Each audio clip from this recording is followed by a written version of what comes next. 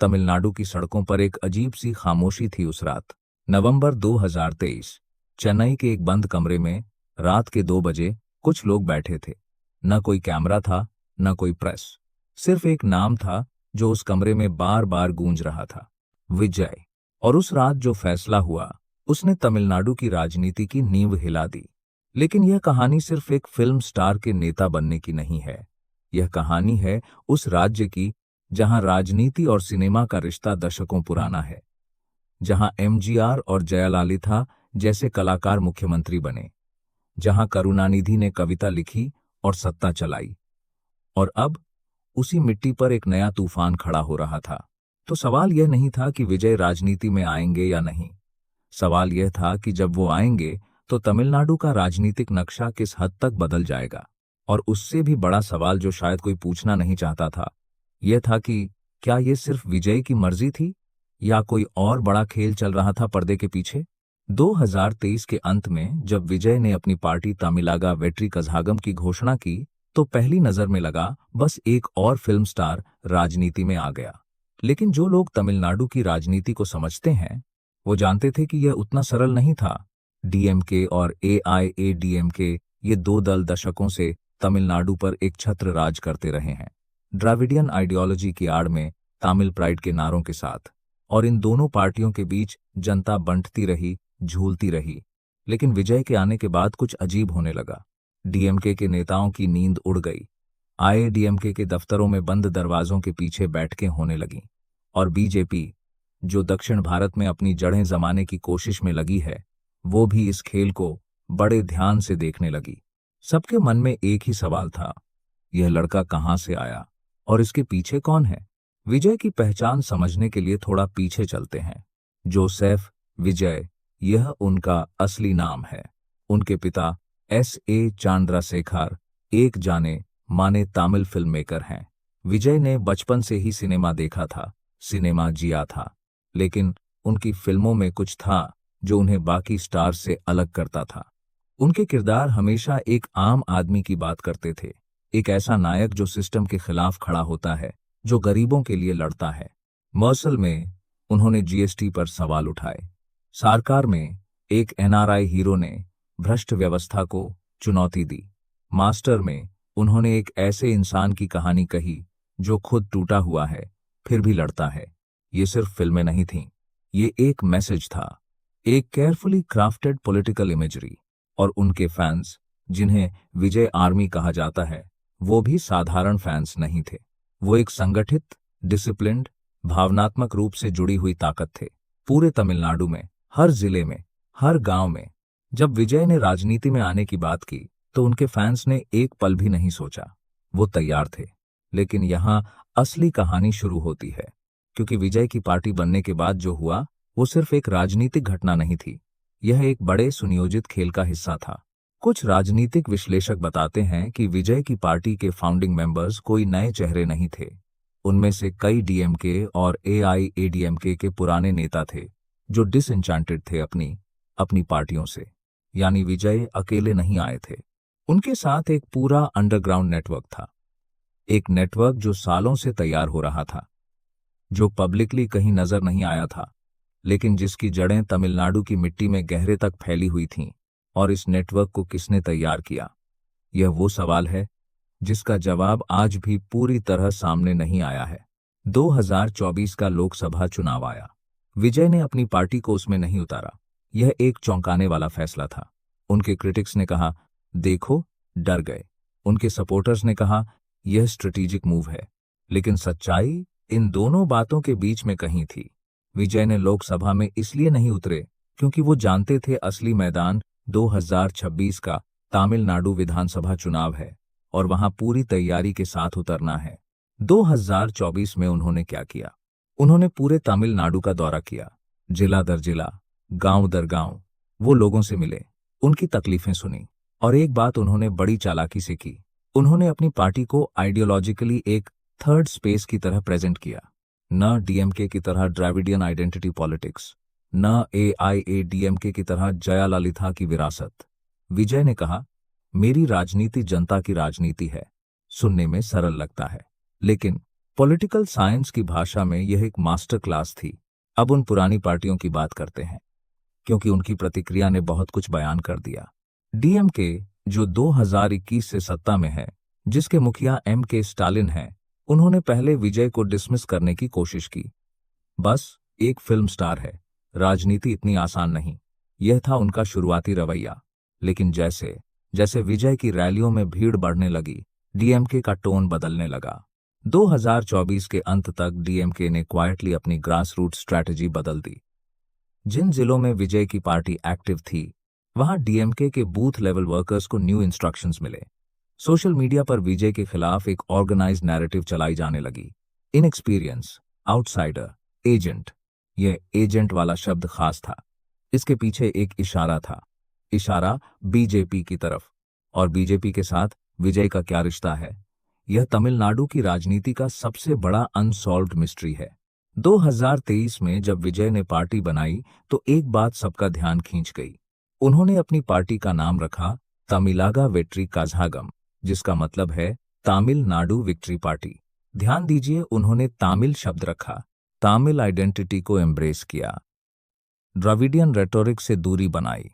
यह एक बड़ा सिग्नल था, क्योंकि बीजेपी जो दक्षिण भारत में पेनिट्रेट करना चाहती है, वो सीधे एंटी तमिल या एंटी द्रविडियन इमेज के साथ नहीं आ सकती।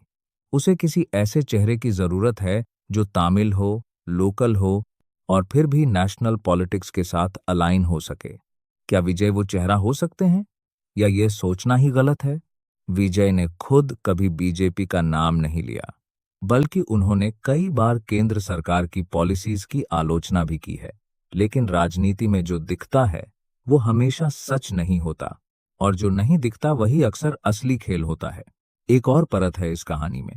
एआईएडीएमके जो 2021 में सत्ता हारी थी, जो अभी भी खुद को रीग्रुप करने की कोशिश में है, उनके लिए विजय की एंट्री एक नाइटमेयर है। क्यों? क्योंकि एआईएडीएमके का वोटर बेस और विजय का फैन बेस बहुत हद तक ओवरलैप करता है। एआईएडीएमके का core voter lower middle class, rural Tamil Nadu, entertainment loving, यही वो समुदाय है जो विजय की फिल्मों का सबसे बड़ा दर्शक भी है। और अगर विजय इस वोटर को अपनी तरफ खींच लें तो एआईएडीएमके लिटरली खत्म हो सकती है। एदप्पाडी पलानीस्वामी, जो एआईएडीएमके के करंट चीफ हैं, उन्होंने पब्लिकली कहा कि विजय एक पॉलिटिकल टूरिस्ट है, लेकिन पर्दे के पीछे वो जानते थे कि खतरा कितना गहरा है। 2025 में खबर आई कि एआईएडीएमके के कुछ जिला नेता क्वाइटली विजय की पार्टी के साथ बातचीत कर रहे हैं।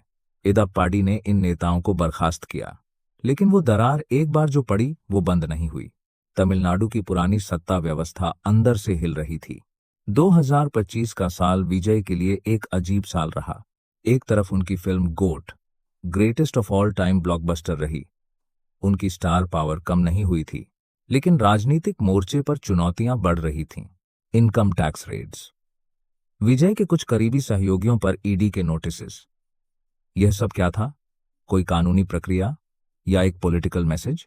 जो लोग तमिलनाडु की राजनीति को जानते हैं वो समझते हैं किसी इमर्जिंग पॉलिटिकल फोर्स को रोकने का सबसे पुराना तरीका है उसे ब्यूरोक्रेटिक और लीगल ट्रबल्स में उलझा देना।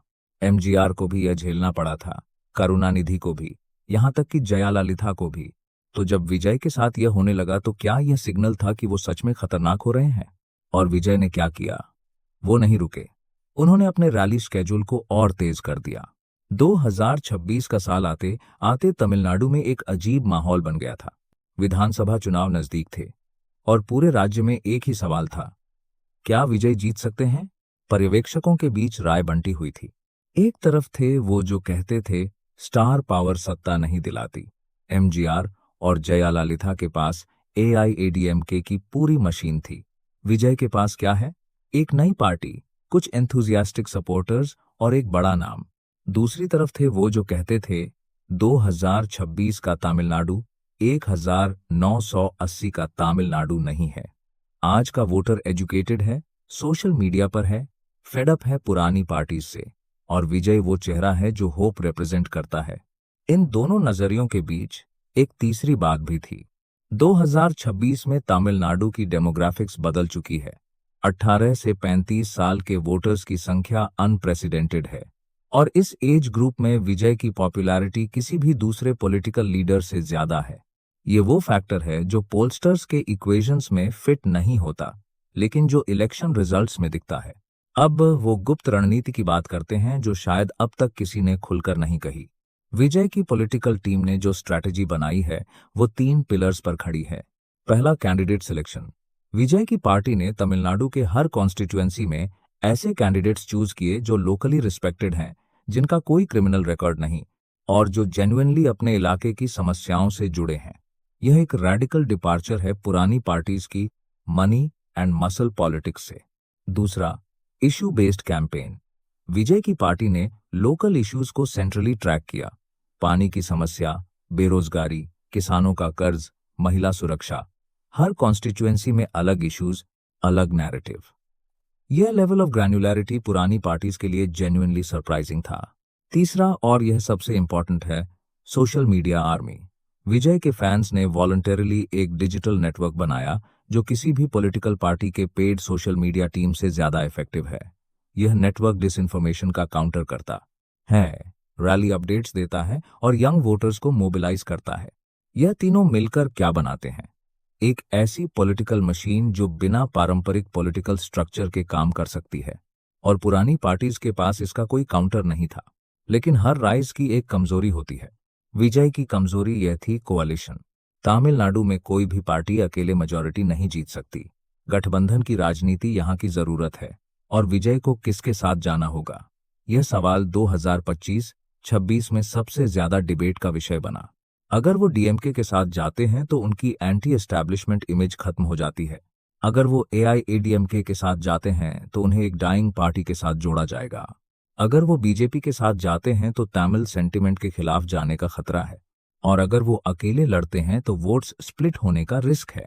ये वो ट्रायंगल था जिसमें विजय फंसे हुए थे और इससे बाहर निकलने का रास्ता शायद विजय के पास था। लेकिन वो रास्ता क्या था, यह किसी को नहीं पता था। मार्च 2026 चुनाव की घोषणा होने वाली थी और तब कुछ ऐसा हुआ जिसने सबको चौंका दिया। विजय ने एक प्रेस कॉन्फ्रेंस बुलाई। सबने सोचा अलायंस अनाउंसमेंट होगी, लेकिन जो हुआ वो किसी ने एक्सपेक्ट नहीं किया था। विजय ने कहा, हम अकेले लड़ेंगे, सभी 234 सीट्स पर। कमरे में एक पल के लिए खामोशी छा गई और फिर एक तरफ से तालियां गूंजी और दूसरी तरफ से स्केप्टिसिज्म। पुरानी पार्टीज ने कहा, यह पॉलिटिकल सुइसाइड है। विजय के सपोर्टर्स ने कहा, यही तो असली विजय है। और उस प्रेस कॉन्फ्रेंस के बाद तमिलनाडु में वो पॉलिटिकल अर्थक्वेक आया जिसका डर सबको था। पिछले 50 सालों में तमिलनाडु ने एक पैटर्न देखा है। जब भी कोई नई पॉलिटिकल फोर्स राइज करती है तो पुरानी फोर्सेस उसे अब्सॉर्ब करने की कोशिश करती हैं या डिस्ट्रॉय करने की। एमजीआर को करुणानिधि के साथ काम करते करते अलग होना पड़ा। जयाललिता को एमजीआर की पार्टी ही इनहेरिट करनी पड़ी। विजयकांत आए, कुछ देर चमके, फिर फेड हो गए। सीमन है पैशनेट, वोकल लेकिन लिमिटेड रीच के साथ। हर बार डीएमके और एआईएडीएमके का 2 पार्टी सिस्टम सरवाइव कर गया। तो विजय इस पैटर्न को तोड़ेंगे या इस पैटर्न में समा जाएंगे? यह सिर्फ एक राजनीतिक सवाल नहीं है, यह तमिलनाडु की कलेक्टिव साइकी का सवाल है। क्या इस राज्य को सच में कुछ नया चाहिए या यह चेंज का नारा सिर्फ एक इमोशनल इल्यूजन है? और आखिर में वो बात जो शायद सबसे जरूरी है, राजनीति में सक्सेस सिर्फ वोट्स से नहीं मापी जाती। विजय ने चाहे वो जीतें या हारें तमिलनाडु की राजनीति में एक बदलाव लाया है जो परमानेंट है। उन्होंने दिखाया कि एक नई पार्टी भी सीरियसली ली जा सकती है। उन्होंने यंग वोटर्स को पॉलिटिकली एंगेज किया। उन्होंने इश्यू बेस्ड पॉलिटिक्स का एक मॉडल दिया और सबसे बड़ी बात, उन्होंने उन पुरानी स्थापित पार्टियों को मजबूर किया कि वो खुद को बदलें।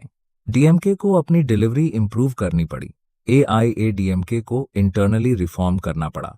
यह किसी भी रिफॉर्मर की सबसे बड़ी जीत होती है जब सिस्टम उससे डरकर खुद बेहतर होने लगे। लेकिन एक सवाल अब भी बाकी है और वो सवाल रात को सोने नहीं देता। विजय, जिन्होंने पर्दे पर हमेशा एक आइडियलिस्टिक हीरो खेला, क्या वो रियल लाइफ की पॉलिटिक्स में भी वैसे ही रह पाएंगे? या राजनीति का असली चेहरा जो कॉम्प्रोमाइजेस, बिट्रेयल्स और इनविजिबल पावर गेम्स से भरा है, उन्हें भी वही बना देगा जिनके खिलाफ वो लड़ने आए थे? इतिहास गवाह है, तमिलनाडु ने अपने हीरोज को देवता बनाया है, और देवताओं को जमीन पर उतरते देख उनकी मूर्तियां तोड़ी भी हैं। विजय की असली परीक्षा सिर्फ बैलेट बॉक्स पर नहीं होगी। असली परीक्षा होगी उस दिन जब पावर उनके सामने आएगी और वो चुनेंगे कि वो वही रहेंगे जो थे या बदल जाएंगे। तमिलनाडु इंतजार कर रहा है, और शायद पूरा देश।